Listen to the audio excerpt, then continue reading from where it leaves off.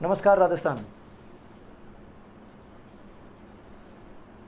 पिछले 1.5 वर्षों से कोरोना नाम की बीमारी को लेकर पूरी दुनिया परेशान है और हिंदुस्तान भी परेशान है, राजस्थान भी परेशान है।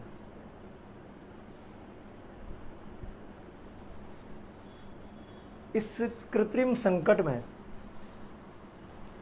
समाज के बहुत सारे वर्गों को ऐसा नुकसान हुआ है जिसकी भरपाई आने वाले 10 सालों में नहीं हो सकती। पिछले लॉकडाउन में और इस लॉकडाउन में अलग अलग वर्गों ने जो कुछ भुगता है वो शायद उनकी ज़िंदगी का सबसे कड़वा अनुभव रहा होगा। और इसी संदर्भ में आज आपसे मैं बात कर रहा हूं। स्कूल के बच्चों ने, टीचर्स ने, खासकर प्राइवेट स्कूल के टीचर्स ने, संचालकों ने और अभिभावकों ने जो भुगता है वो उन्हें एक पूरी पीढ़ी तक याद रहेगा। और वो इस वजह से नहीं भुगता है कि कोई खतरनाक बीमारी ने समाज को, देश को घेर लिया है। वो इस वजह से भुगता है कि इस देश का, राजस्थान का प्रशासन इस बीमारी को ठीक से हैंडल नहीं कर पाया और एक बार जो झूठ बोल दिया उस झूठ को ढकने के लिए 100 तरह के झूठ बोलने पड़े। और इन 100 झूठों में से एक झूठ ये था कि कोरोना की एक और लहर आएगी और वो लहर बच्चों को प्रभावित करेगी।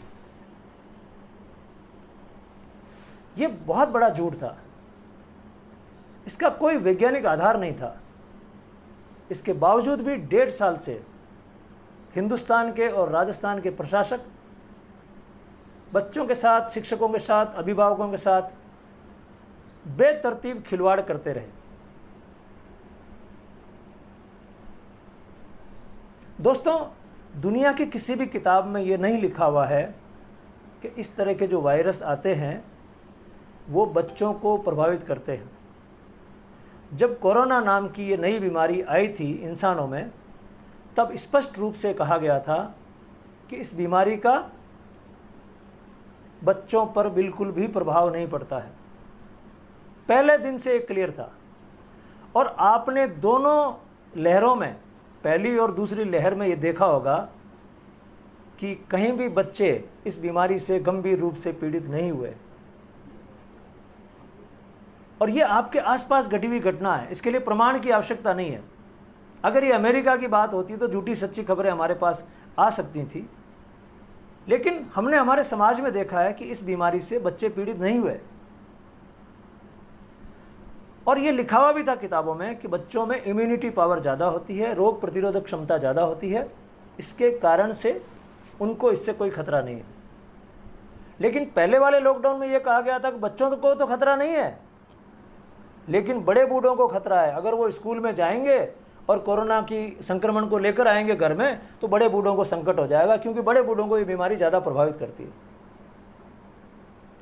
यहाँ पर मैं आपको बता दूं, 2 चीज़ें अलग अलग होती है। एक संक्रमण होती है, एक बीमारी होती है। संक्रमण को बीमारी नहीं कहते। मेरे शरीर में कोरोना है लेकिन मेरे अंदर लक्षण नहीं है, इसका मतलब मैं कोरोना से संक्रमित हूं लेकिन मैं बीमार नहीं हूं।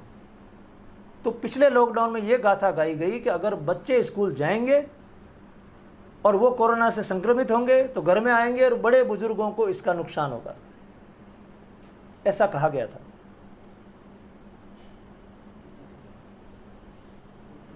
और अभिभावकों को दिमाग में डर बैठा दिया गया कि बच्चों को भी कुछ हो सकता है। अभिभावक बच्चों के नाम से बहुत ज़्यादा डरते हैं। हमारे बच्चों को कुछ नहीं होना चाहिए, हमको कुछ भी हो जाए।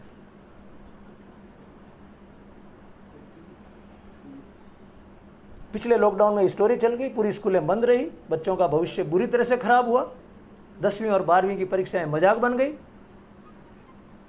और छोटे बच्चों की तो हालत ये हो गई है कि बड़ी मुश्किल से जिन्होंने ABCD सीखी है, जिन्होंने गिनतियां सीखी है, वो सब भूलने लग गए। और ये इतना कड़वा अनुभव माता पिता के लिए रहा कि उनकी ज़िंदगी में 60, 70, 80 सालों में उन्होंने कभी ऐसे साल नहीं देखे होंगे। हमारा चीन से भी युद्ध हुआ, हमारा पाकिस्तान से युद्ध हुआ, लेकिन उस समय भी ऐसी स्थिति नहीं आई थी, स्कूलों को बंद करना पड़ा। कोई बात नहीं, पिछले लॉकडाउन में बंद हो गया, 1 साल हमने झेल लिया, फिर ये दूसरी लहर आई, इसको ठीक ठाक मैनेज कर लिया गया। इसके बावजूद भी अभी भी सरकारें स्कूलें खोलने में हिचक रही हैं, और पता नहीं किस तरह की साजिशें चल रही हैं कि आंध्र प्रदेश में स्कूल खोल दी गई, वहाँ 200 बच्चे संक्रमित पाए गए, इस तरह की खबरें लाई जा रही। बच्चे संक्रमित पाए गए का मतलब क्या हुआ? उनको टेस्ट किया गया, उनके अंदर कोरोना वायरस था, लेकिन बीमारी नहीं हुई उनमें। हमने कुछ दिनों पहले हमारे मुख्यमंत्री जी को एक पत्र लिखा था और हमने ये कहा था, हम ये चाहते कि राजस्थान की सरकार 4-5 बातों का उत्तर दे दे, वैज्ञानिक तरीके से दे दे, और उसके बाद स्कूलें साल भर के लिए बंद रखे, कोई दिक्कत नहीं है। हमने ये कहा था कि आप ये बताएं कि क्या कोरोना अब एक सामान्य बीमारी की तरह हमारे बीच में रहेगा या चला जाएगा। हमने ये पूछा था कि कौन सी वैज्ञानिक संस्था ने ये कहा है कि तीसरी लहर से बच्चे अधिक प्रभावित होंगे।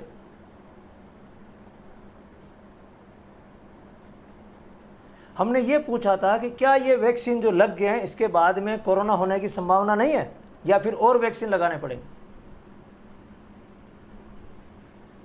कोई जवाब नहीं आया। एक अलग तरह की थ्योरी जो प्रशासक लेके घूम रहे हैं, आर फैक्टर लेकर आए वो लोग, आर फैक्टर के हिसाब से ये, आर फैक्टर के हिसाब से ये, वो एक गणित की थ्योरी होती है। अब इस बीमारी में गणित की थ्योरी क्या काम आती है? जब ऐसी इमरजेंसी देश के ऊपर आई पड़ी है कि बच्चे घरों में बैठे हैं, तो आप गणित की थ्योरी कैसे दें?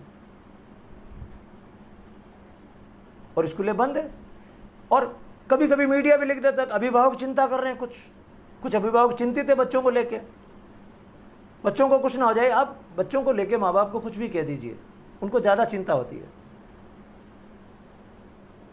तो हमने पूरे वैज्ञानिक तथ्यों के आधार पर वो बात कही थी मुख्यमंत्री जी को, आप इतना बता दीजिए। जवाब वैसे भी नहीं आता। आजकल आप चाहे मुख्यमंत्री को लिखें, चाहे प्रधानमंत्री को लिखें, चाहे किसी मंत्री को लिखें, चाहे किसी कलेक्टर को लिखें, आपके पास कभी भी कोई जवाब नहीं आता। इस लोकतंत्र में जवाब देने की परंपरा खत्म हो गई है। ट्विटर से चलता है पूरा देश, ट्विटर से संवाद खत्म हो गया है, तो कोई जवाब नहीं आया। अभी आज प्राइवेट स्कूल के बहुत सारे लोगों ने प्रदर्शन किया है जयपुर में, और उनको एक मीठी गोली दी गई है, आपकी बातें मान ली गई है। उनको मीठी गोली ये दी गई है कि आपको आरटीई का पैसा दे देंगे, आपके खिलाफ कोई पेनल्टी नहीं लगाएंगे, और छोटी कक्षा के बच्चों को स्कूल में प्रवेश देने के बारे में समिति बिठा देंगे, जांच बिठा देंगे, उसका फैसला आने पर जल्दी कोशिश करेंगे। ये मीठी गोली हुआ करती है। और अगर ये सितंबर अक्टूबर तक इसी तरह से माहौल को खींचते रहे दोस्तों, 1 साल और बच्चों का चला जाएगा। फिर ये अक्टूबर के बाद में नाटक करना शुरू करेंगे, और ये कोरोना जो वायरस है, ये वायरस फिर आएगा। मैं आपको बता देता हूँ ये कब आएगा। जो सामान्यतः मेडिकल साइंस कहती है कि जब भी मौसम परिवर्तित होगा तब ये वापस आएगा। जैसी सर्दियां खत्म होंगी, गर्मियां शुरू होंगी, उस समय में एक बार की फिर आएगा। ये यहाँ से ख़त्म नहीं हुआ है। हिंदुस्तान में जगह जगह अभी भी कोरोना के केस मिल रहे हैं, लेकिन वो जो हवा बैठाया गया था शुरुआत में, वो हवा नहीं है।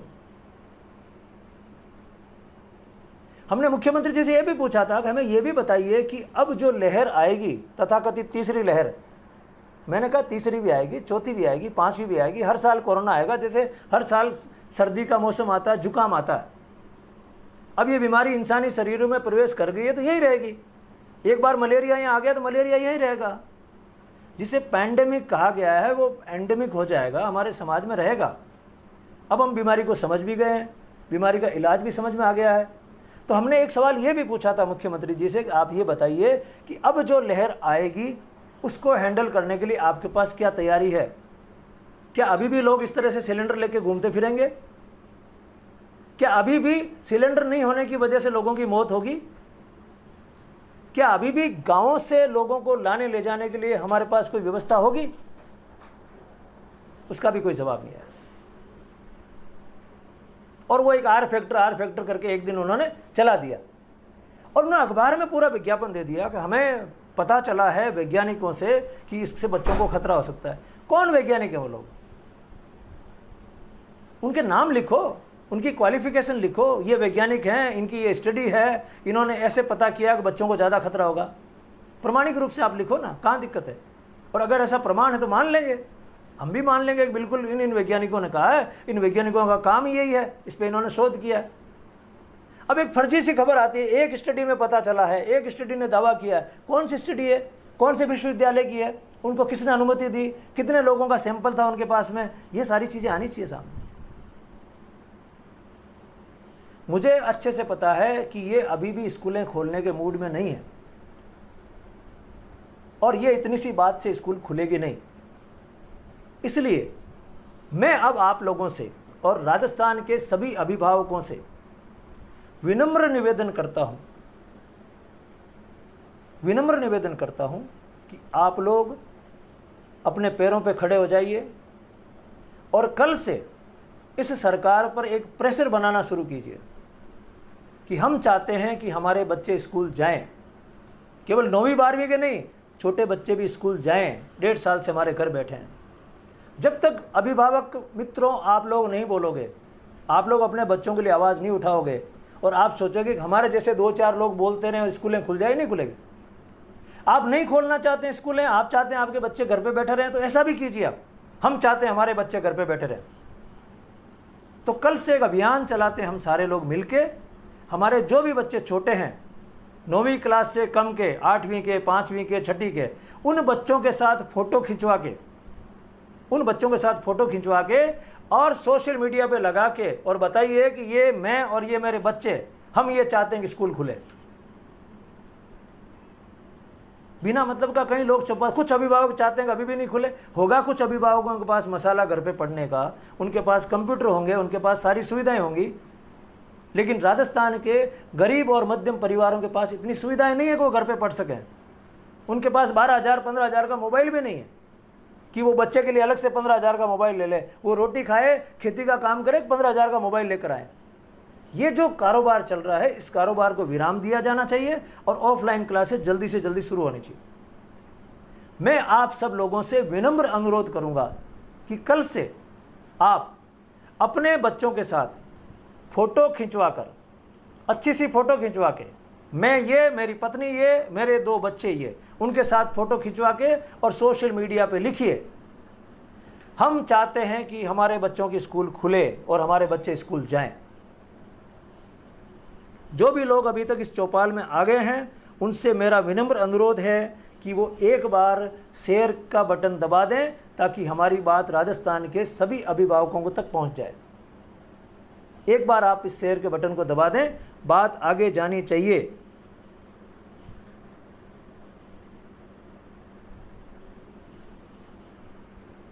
बहुत बात चल रही तीसरी लहर की, तीसरी लहर आएगी, तो मैं कह रहा हूं कोई बात नहीं, आएगी, तीसरी भी आएगी, चौथी, 5वीं आएगी, लेकिन हमारी तैयारी क्या है? हमारी तैयारी महत्वपूर्ण है। तो राजस्थान की सरकार ये बात तो नहीं कहती है और हम लोगों ने मान लिया कि हम नहीं बोलेंगे तो भी कोई फैसला हो जाएगा। कभी भी नहीं होता है। ना किसानों के पक्ष में कभी ऐसे कोई फैसले होंगे, ना युवाओं के पक्ष में कभी ऐसे फैसले होंगे और ना अभिभावकों और शिक्षकों के बारे में ऐसे फैसले होंगे। दोस्तों, बर्बाद हो गए, परिवार के परिवार बर्बाद हो गए हैं। बहुत सारे लोग केवल झूठी शान के कारण चुप बैठे हैं, केवल झूठी शान उसके कारण चुप बैठे हैं। अंदर ही अंदर उनकी हालत खराब हो गई है, खासकर पैसे से, धंधे की बर्बादी से। वो बोल नहीं पा रहे हैं। सीधा साधा देश है, क्रांति की यहाँ पर परंपरा नहीं है, इसके कारण से वो लोग चुप हैं और वो अपनी झूठी शान से भी चुप हैं कि कल को मेरे पड़ोसी को पता नहीं लग जाए कि मेरे 4 लाख घाटे में चल रहा हूँ, मैं 5 लाख घाटे में चल रहा हूँ। वो बता नहीं रहे, वो अंदर ही अंदर कट रहे हैं, धंधे की तरफ से कट रहे हैं और अब बच्चों को देख देख के कट रहे हैं। तो मेरा आपसे विनम्र अनुरोध है, बार बार हाथ जोड़कर अनुरोध है, हम अहिंसक तरीके से ये बात चाहते हैं प्रस्तुत करना सरकार के सामने और सभी तरह के जो संस्थाएं हैं उनके सामने। कल सुबह से आप सभी लोग अपने बच्चों के साथ फोटो खिंचाएं और अपनी सहमति जाहिर करें कि हाँ मैं चाहता हूँ, मेरी पत्नी चाहती है, हमारे ये 2 बच्चे, हम चाहते हैं कि स्कूल जाएं, हमें कोई डर नहीं है। जब आप लोगों की इच्छा व्यक्त हो जाएगी तो उसके बाद में कौन सी ताकत है जो स्कूल को बंद रख सकेगी। ठीक है, प्राइवेट स्कूल वाले गए हैं, लेकिन मुझे लगता नहीं इनकी बात को इतना जल्दी से कोई मानेगा। उन्होंने मीठी गोली दी इनको। और हमें ये क्वेश्चन पूछना है कि हमें ये बताइए कि कौन सी स्टडी ये कहती है कि तीसरी लहर बच्चों को प्रभावित करेगी। क्या वो कोरोना अलग तरह का आएगा जो केवल बच्चों को लगेगा?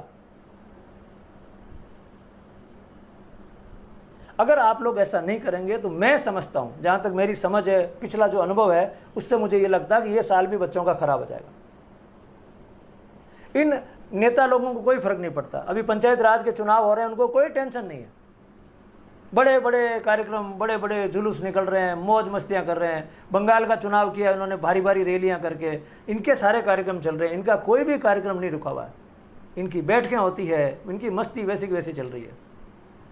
लेकिन पता नहीं क्या दुश्मनी है इन लोगों को आम लोगों से, समाज से, कि इसके बारे में कोई बोलता ही नहीं।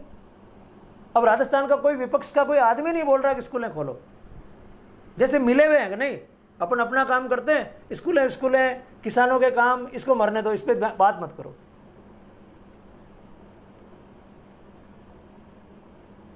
आपको एक बार पुनः मैं अनुरोध करूंगा, डॉक्टर अशोक चौधरी, अभिनव राजस्थान पार्टी, कि आप लोग अपने बच्चों के साथ फोटो खिंचवाएं और अपनी भावना को व्यक्त करें।